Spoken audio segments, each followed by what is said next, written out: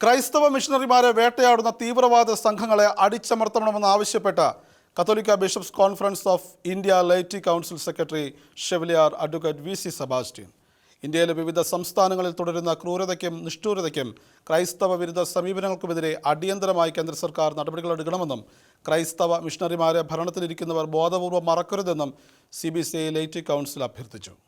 സമൂഹത്തിന്റെ നന്മയ്ക്കും ക്ഷേമത്തിനുമായി ഇന്ത്യയിലുടനീളം നിസ്വാർത്ഥ സേവനം ചെയ്യുന്ന ക്രൈസ്തവ മിഷണറിമാരെ വേട്ടയാടി ആക്രമിക്കുന്ന തീവ്രവാദ സംഘങ്ങളെ നിയന്ത്രിക്കുന്നതിലും അടിച്ചമർത്തുന്നതിലും സർക്കാർ സംവിധാനങ്ങൾ പരാജയപ്പെടുന്നത് നിർഭാഗ്യകരമാണെന്ന് catholic bishops conference of India laity council secretary chevalier advocate VC. Sebastian അറിയിച്ചു.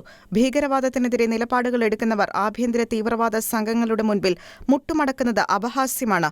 ഒഡീഷയിലെ സംബൽപൂരിൽ കർമ്മലിത്ത മിഷണറിയും വയോധികനുമായ ഫാദർ ലീനസ് പുത്തൻവീട്ടിലിനെയും ഫാദർ സിൽവിൻ കളത്തിപ്പറമ്പിലിനെയും ആക്രമിച്ച കൊലയാളി സംഘങ്ങൾക്കെതിരെ കേസെടുക്കാൻ പോലും തയ്യാറാകാത്തത് ഒഡീഷയിലെ ഭരണവ്യവസ്ഥിതികളെ പോലും നിയന്ത്രിക്കുന്നത് തീവ്രവാദികളാണ് എന്നുള്ളതിന്റെ തെളിവുകളാണെന്നും CBCI ലൈറ്റി കൗൺസിൽ ആരോപിച്ചു.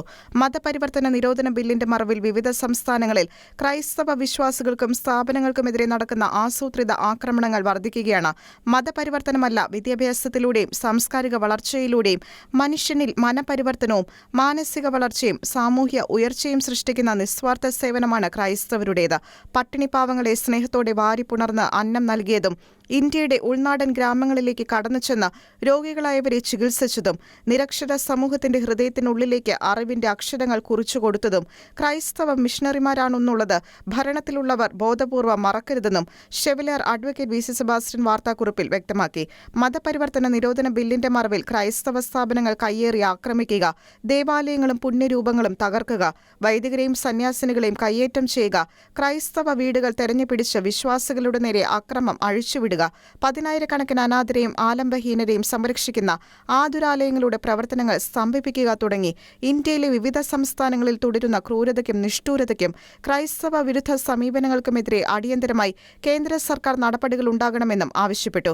രാജ്യത്തെ പൗരന്മാർക്ക് ഏത് മതത്തിൽ വിശ്വസിക്കാനും തങ്ങളുടെ മതം പ്രചരിപ്പിക്കാനും ഇന്ത്യൻ ഭരണഘടന അവകാശം നൽകുന്നുണ്ട്. ഭരണഘടന ഉറപ്പു നൽകുന്ന മൗലികാവകാശങ്ങൾ നിഷേധിക്കപ്പെടാൻ പാടില്ല.